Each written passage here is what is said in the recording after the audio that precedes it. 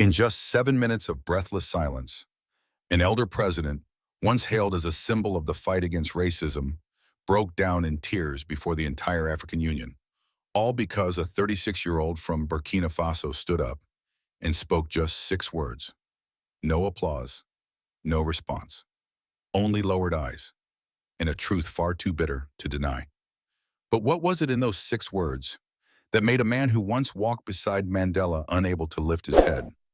The African Union Summit was supposed to be just another ceremonial gathering, another carefully staged performance where leaders shook hands, exchanged rehearsed smiles, and read speeches ghost-written by aides who never set foot on the streets they claimed to represent. The Grand Hall gleamed under chandeliers polished for days in advance, and the echo of leather shoes on marble tiles carried a certain ritualistic weight. Flags of every African nation lined the perimeter, hanging still, watching like silent witnesses to a stage too polished to be real. Around the long oval table sat presidents, ministers, generals, and diplomats, many of whom had been in politics longer than some nations had been sovereign. Their expressions were neutral, their posture perfect, but their eyes betrayed exhaustion, calculation, and in some cases, quiet contempt.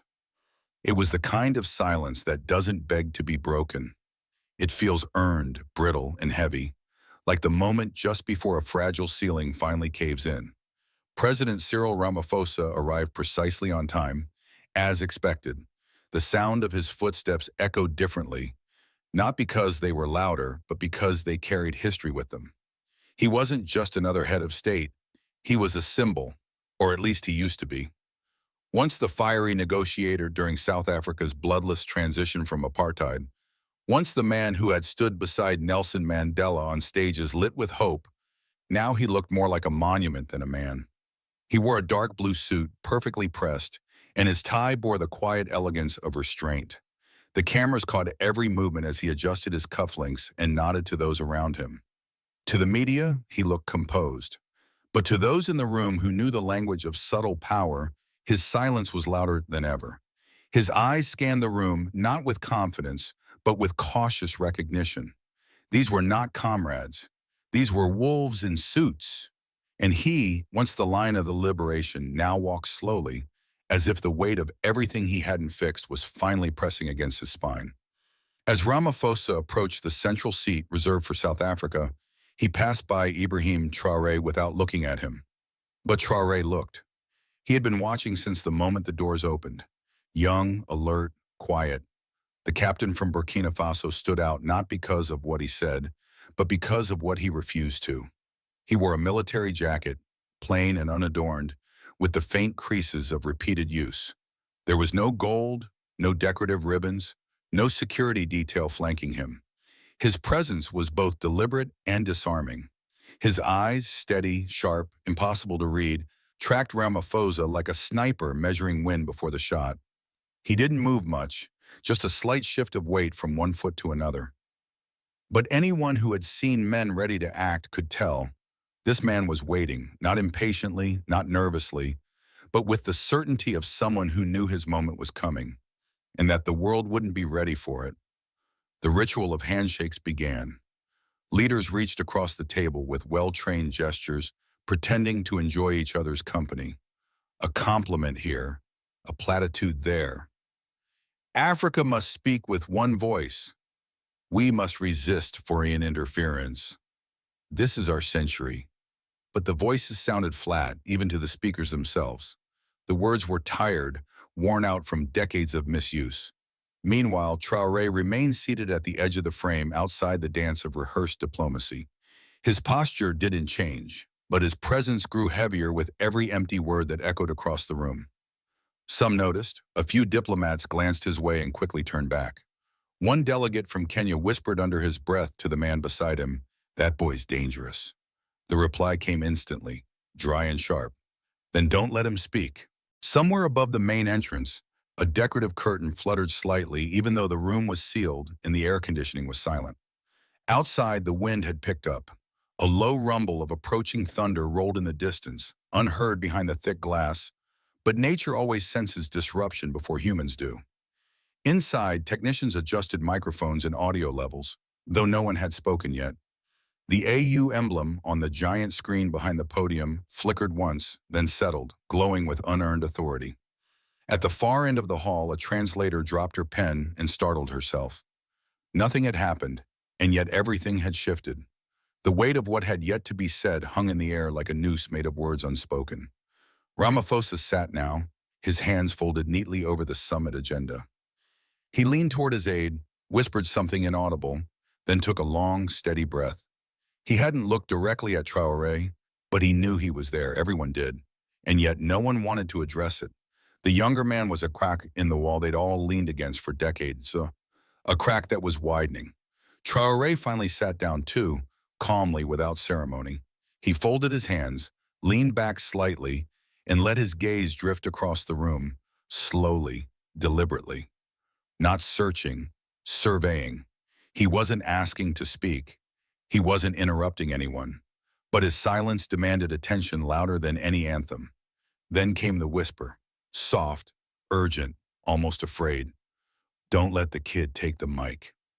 No one claimed to have said it, but everyone heard it.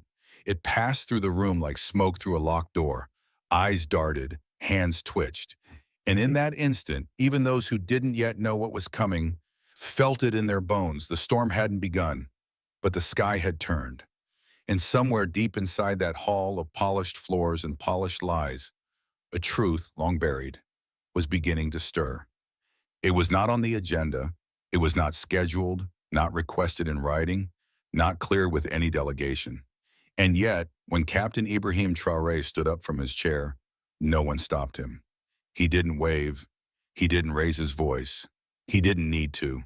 His presence alone seemed to part the air. A quiet ripple passed across the hall, subtle but unmistakable. The AU chair glanced up from his notes. A technician froze with one hand still adjusting the audio feed. Two cameras turned instinctively toward the figure who, just seconds ago, had been no more than background to the formal choreography of diplomacy. One reporter whispered to another, "Start recording." The summit had just taken a turn no one could ignore. He moved without rush, but without hesitation. No aide followed him, no guards flanked him. His uniform was unpolished, marked with creases from wear, not ceremony. But it was that simplicity, the plainness of a soldier who had spent more time in the field than in boardrooms, that made the others stiffen in their seats. His boots struck the marble like metronome beats in a room where time had suddenly slowed. Each step toward the podium felt like a countdown to something no one could name. And yet everyone felt it, even those pretending not to watch. They felt it in the tightening of their throats, the dryness of their palms. When Traoré reached the microphone, he didn't greet anyone. He didn't offer platitudes. He didn't look at his notes, because he had none. His hands rested lightly on the edges of the podium, and for a moment he simply breathed. Then his gaze swept across the room, calm, unreadable, but undeniably present. Delegates who met his eyes looked away, instinctively. This was not a boy seeking attention. This was a man who had buried friends, survived coups, and stood before tanks. And now he stood here, not to ask for time, but to take it. Then, in a voice that was neither loud nor soft, but surgical, he spoke. "Africa doesn't need managers. It needs liberators." 6 words, nothing more. But they detonated across the room like a hidden mine. The temperature dropped. The cameras, delayed by seconds, zoomed in. But they had already missed the moment. The weight of those words didn't need drama. It needed silence. And that's exactly what followed. Silence, deep, heavy, uncomfortable. Like the silence that comes after a confession too raw to dismiss, too true to refute. In the front row, President Cyril Ramaphosa didn't flinch. But something changed. His fingers, which had been loosely holding the edge of a dossier, curled slightly. His breathing grew uneven, his eyes fixed not on Traoré, but somewhere in between, as if seeing a version of himself from decades ago, back when he believed in speeches like that. The man who had stood with Mandela, who had led chants outside prisons and negotiated with those who once tried to kill him, now sat still, not because he had nothing to say, but because there was nothing left to say that could make it untrue. Across the room, reactions were fragmented. A delegate from Senegal shifted uncomfortably. The Minister of Commerce from Namibia muttered something under her breath. The representative from Egypt stood up slowly and walked toward the side exit, not in protest, but in something that resembled shame. One aide, seated in the second row, discreetly pulled out a phone and began recording. Another, clearly younger, texted furiously, "He said it. He really said it." On the live stream's comments section, before moderators could mute it, hashtags began to surge. No more puppets, at Africa awake. Say his name, but the center of the storm was still quiet. Traoré did not elaborate. He did not lecture. He didn't even blink. His message had already landed. It didn't need more words. It needed witnesses. And the one man who had tried to hold Africa's moral compass, Cyril Ramaphosa, now sat motionless. His throat tightened. A single tear welled in his eye. And without performance, without drama, he reached slowly into his coat pocket and pulled out a plain white handkerchief. He dabbed at his face once gently, as if trying to erase something that wasn't just on his skin, but somewhere much deeper. The cameras caught it. But by then the image wasn't the story. The silence was, the grief was, the realization, shared by thousands watching across the continent, that an era was ending, not with revolution, but with a whisper. In that room, no one applauded. No one protested. There was nothing left to say. Only the sound of history turning and a generation rising to claim what had been promised and never delivered. He didn't expect to cry. Not here, not now, not after all the years he had trained himself to be unshakable. But the tears came anyway. Not in torrents, not dramatic. Just a quiet sting behind the eyes, a moistening of vision that no statesman wants to admit in public. Cyril Ramaphosa reached into his jacket and slowly pulled out the same white handkerchief he had carried for years, folded and forgotten. It was instinctive, almost ceremonial, the same way he used to press cloth against his forehead during rallies under the sun, back when belief was still fresh and uncorrupted. But this time it wasn't sweat, it was grief, not the grief of being insulted, not the sting of humiliation, no, it was something deeper. He wasn't crying because Traoré was wrong. He was crying because Traoré was right. The room hadn't moved. No one dared. The moment had stretched into something sacred, fragile and raw. And Ramaphosa, though silent, was unraveling. In his mind, the speech he had prepared about infrastructure, integration, progress, now felt absurd, useless. He couldn't even remember the opening line. Instead, his memory betrayed him. It took him back to the prison courtyard where he and Mandela once walked in silence, speaking only with their eyes. Back to the underground meetings where they whispered about freedom, justice, and what it meant to die standing up. Back to the moment he first raised his fist and shouted for the liberation of the people, not knowing then that one day he'd be accused of betraying it all. What was he now, a reformer, a placeholder, a survivor? And perhaps the cruelest part of it all was that Traoré hadn't even said his name. He hadn't needed to. Ramaphosa could feel the indictment in every syllable. He was no longer the man who once refused to bow. He was now the man holding the door open for those he used to fight against. The Western investors, the military advisors. The same silence he once fought now surrounded him. What would Mandela have said? What would Oliver Tambo have done? He blinked hard, trying to chase away the images, not of speeches, not of victories, but of promises. Promises that now tasted like dust in his mouth. A single question echoed in his mind, quiet but cruel. When did I begin to compromise? Was it the first time he shook hands with a mining tycoon who donated to his party? Was it when he signed a deal with a foreign firm and called it development? Or was it when he stopped walking through the townships himself and let the reports speak for the poor instead? He couldn't answer. Maybe because he already knew. The line hadn't been crossed in one step. It had faded gradually, silently, like footprints disappearing in the sand, until one day there was nothing left. A soft mechanical click broke the silence.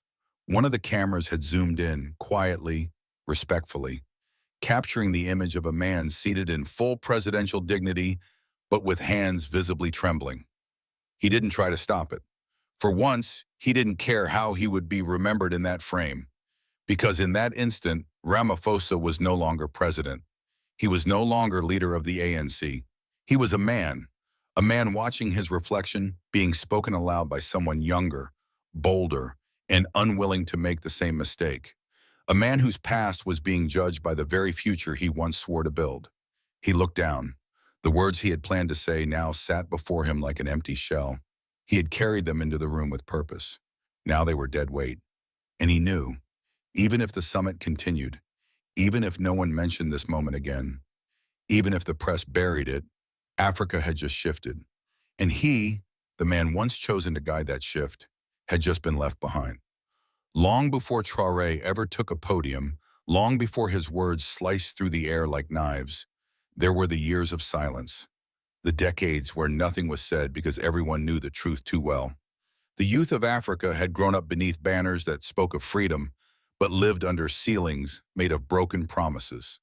They were born in the shadow of revolutions they never saw, raised by songs about justice they never felt. The textbooks praised liberation heroes. The parades marched with flags. But outside the school walls, nothing felt free. No jobs, no roads, no future. Only unemployment, corruption, and a rising sense that no one was listening anymore. By the time they were old enough to vote, they already knew it wouldn't matter. The parties had changed names, but the outcomes stayed the same. Ministers flew first class to climate conferences while children walked miles for drinking water. Presidential palaces gleamed while hospitals reused syringes. The elders told them to be patient, that development takes time. But time had become a luxury only the powerful could afford. And slowly, a generation began to turn its face away, not from hope, but from those who had sold it too cheaply. They stopped believing in elections. They stopped believing in the West. They stopped believing that sitting in silence would ever change the sound of a police siren approaching a protest. They were no longer afraid. They were tired. And tiredness, when pushed far enough, becomes something unbreakable. These were not rebels. They were survivors. Children raised between slogans and surveillance, between aid packages and soldiers with foreign flags on their shoulders. And from that tension, a new kind of leader began to grow. Not polished, not trained in Western academies, not fluent in 5 diplomatic languages, but dangerous, because he had nothing left to lose. Ibrahim Traoré was one of them. He didn't come from a dynasty. He wasn't groomed by think tanks or pampered in embassies. He was born into the same suffocating reality. Same power cuts, same blackboards with no chalk, same parents who worked 2 jobs and still couldn't pay the bus fare. He had dreams once, to be an engineer, to study in Dakar, or maybe Paris. But those dreams died one afternoon on a dusty road just outside Ouagadougou when he was only 16. He was walking home from school with his closest friend, a boy named Mamadou who had dreams of being a teacher. They laughed about nothing, the kind of laughter only teenagers have when the world is still somehow big. That's when it happened. French soldiers, peacekeepers they were called, were blocking the road. No one knew why. There had been a protest earlier in the city. Maybe someone threw a stone. Maybe no one did. But one soldier, white, nervous, sweating under the heat, raised his gun when Mamadou asked too loudly, "Why can't we pass?" The shot rang out fast and final. Mamadou fell, and Traoré's laughter never returned. That night, no government official came. No apology, no justice. The newspapers didn't print the name. Mamadou became just another number, collateral in someone else's mission. And Traoré, once a boy who wanted to build bridges, now vowed to burn down everyone that led back to that checkpoint. Years later, when asked why he was so uncompromising, he didn't talk about ideology. He only said, "If our parents cannot protect us, then we must learn to protect ourselves." He was not alone. All across Africa, from Bamako to Kinshasa, from Dakar to Dar es Salaam, the children of betrayal were waking up. Some became journalists, some became soldiers, some disappeared into prisons, but all carried the same flame, a refusal to inherit the silence of their fathers. That is why when Traoré stood and spoke those 6 words, the reaction was not only political, it was generational. Because he wasn't just speaking as a president, he was speaking as one of them. And for the first time in decades, The summit didn't belong to the old men at the front row. It belonged to those watching on cracked screens, on rooftops with stolen Wi-Fi, in crowded internet cafes. The ones who had been told they were too young to understand. The ones who had watched their heroes turn into guards of the system. Now they had found their own voice, and it didn't need permission. The session continued technically. Reports were read, charts projected, a scheduled presentation on regional trade corridors resumed, but no one was truly listening. Something had shifted, and it could not be undone.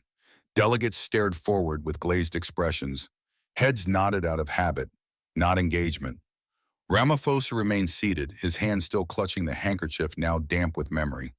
Across the hall, ministers exchanged glances, but no one spoke first. There were no official reactions, no rebuttals, no procedural objections.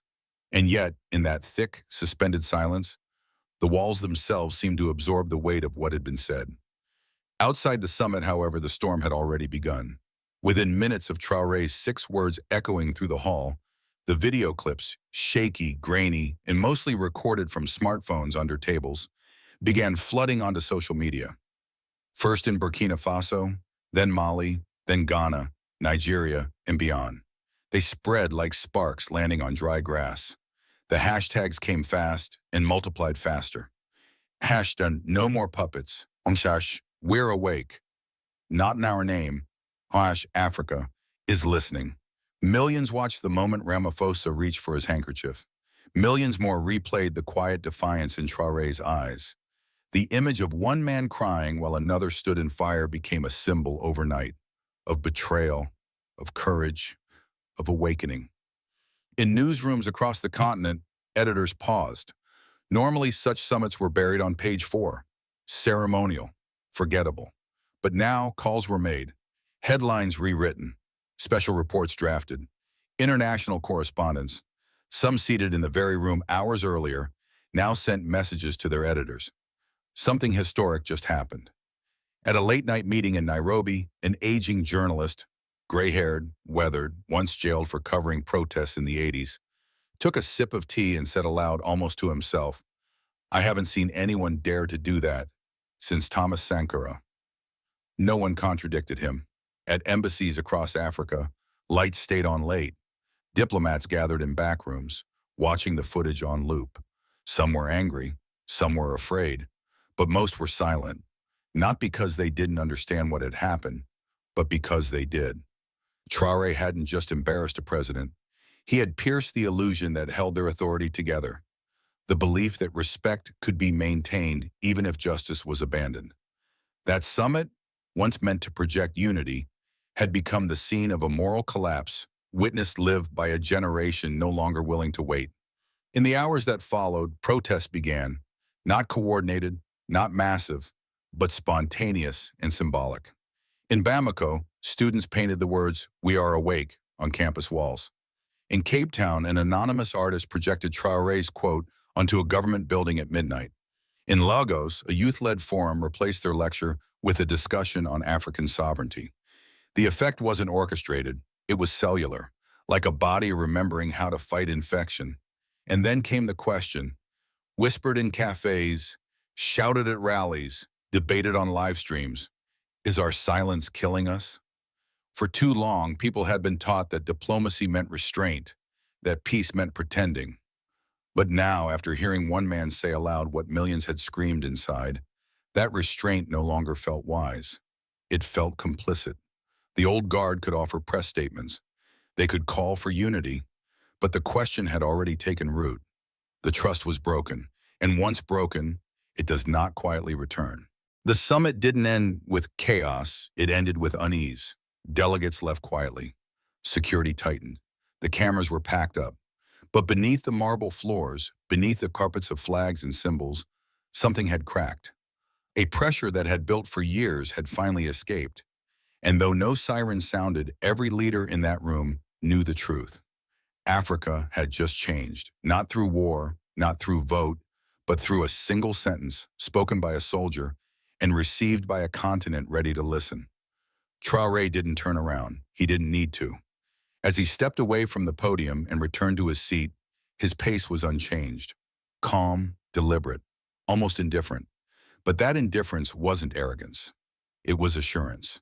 He knew he had been heard, not just by the microphones or the live streams, but by the one man whose silence now spoke louder than applause. Behind him, Ramaphosa remained seated, his hands still gripping the handkerchief. Their eyes never met. They didn't need to, because what passed between them wasn't a stare. It was the weight of truth settling where excuses used to live. For years, Ramaphosa had been the face of dignity, the man who walked beside Mandela, who wore the memory of the struggle like a medal. But now, as the cameras panned slowly across the room, they didn't see a hero. They saw a man dwarfed by the revolution he once embodied. And beside him, not towering but steady, sat the figure of a young rebel, calm, uncompromising, and uninvited. In that moment, the contrast was brutal. One looked down, broken by the truth. The other looked forward, carrying it. The revolution had not come through tanks or elections. It had come in 6 words, and it had chosen its messenger. The video clip of that moment, Traoré walking back to his seat, Ramaphosa silently dabbing his eyes, spread across Africa like wildfire on dry grass. It was shared in group chats, projected in night markets, replayed in cafes where old men used to debate politics with tired cynicism. Except now they were silent, watching. Youth organizations clipped the footage and posted it with no caption. They didn't need one.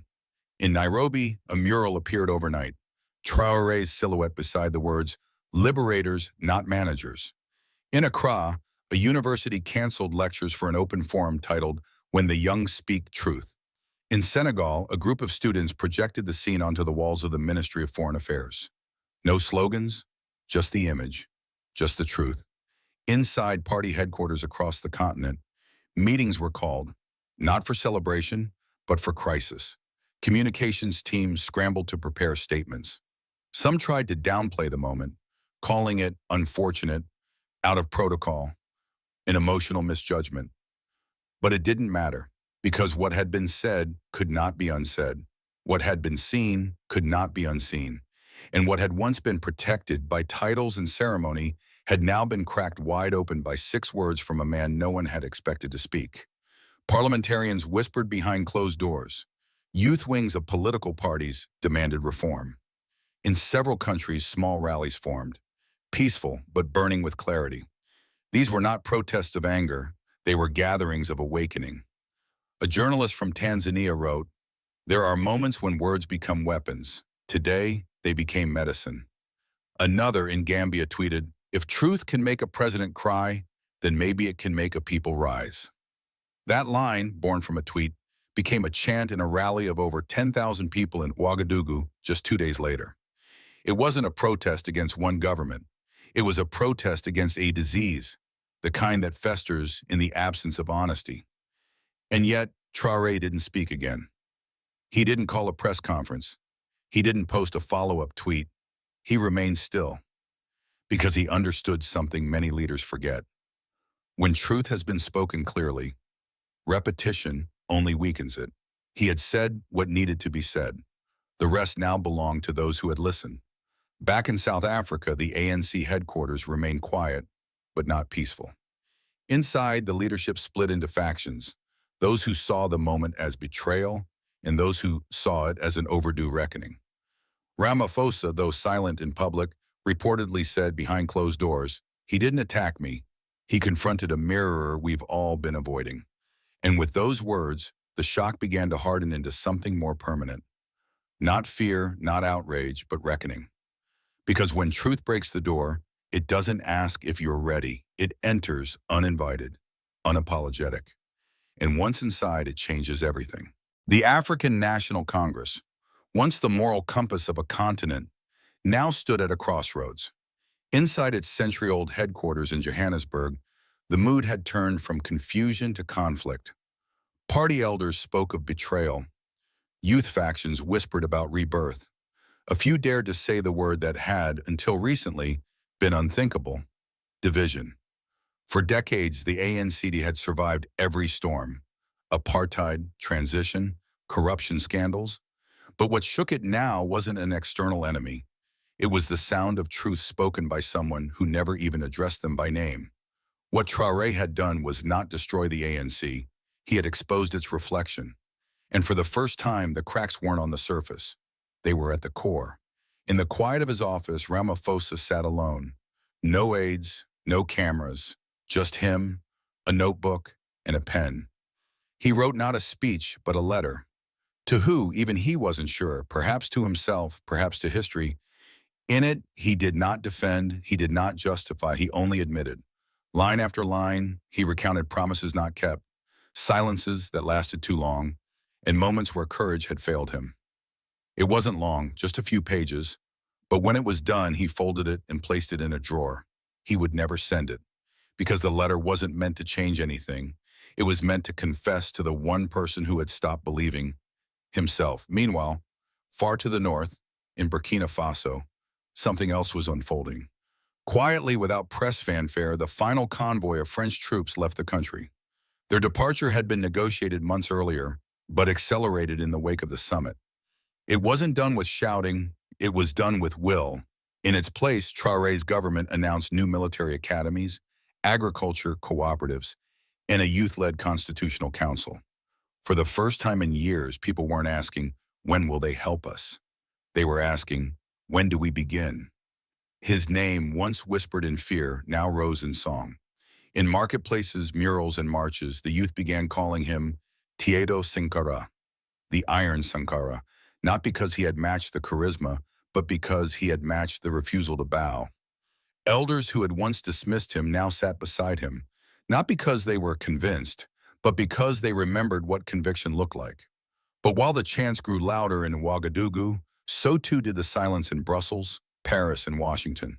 There, in embassies and boardrooms, the summit footage had not inspired. It had alarmed. Meetings were held, risk assessments rewritten, names added to lists.